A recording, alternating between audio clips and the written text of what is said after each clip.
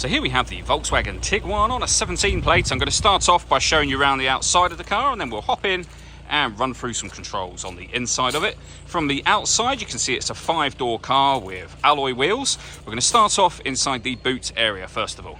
As we approach the back of the car, you can see we have reversing sensors. Plenty of boot space as well, along with the 3 individually folding rear seats, should you wish to increase this space even further.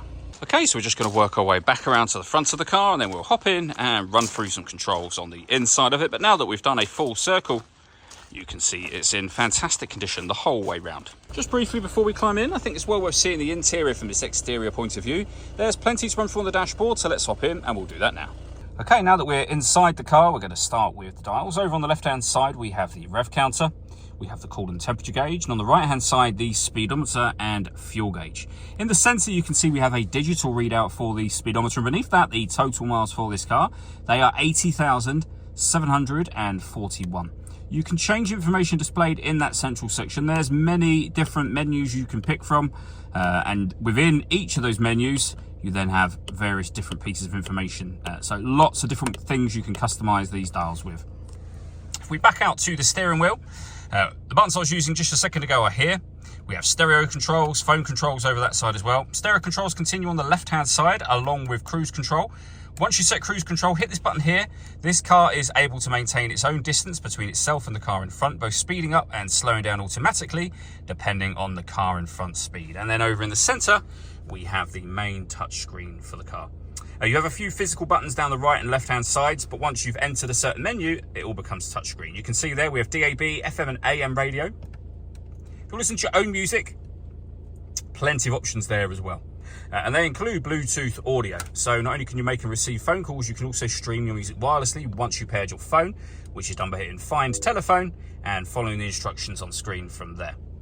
This car also has satellite navigation, a really nice clear colour display as you can see, very easy system to use.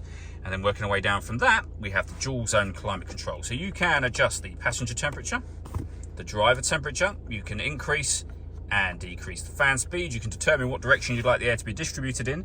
The air conditioning is off at the moment. That button turns it on and off again, of course. Or you can hit auto. The car will now take control of the fan speed and direction of the air to maintain the temperatures that you've asked for. Press any of the manual buttons to override auto. You see auto's now gone off. You can put it back on your own settings. We also have a heated driver's seat with 3 different heat settings, and the same for the passenger side as well.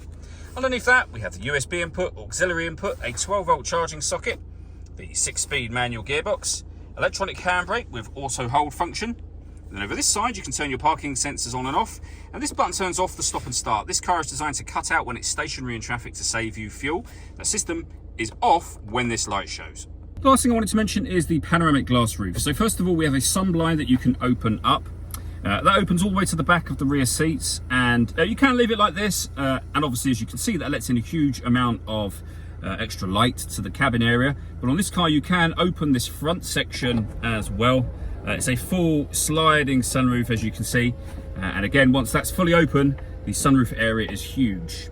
All that leaves me to say is thank you for taking the time to watch this video. If you'd like to come and see the car for yourself and have a test drive, please feel free to give us a call here at Surrey Specialist Cars. We'd love to hear from you soon.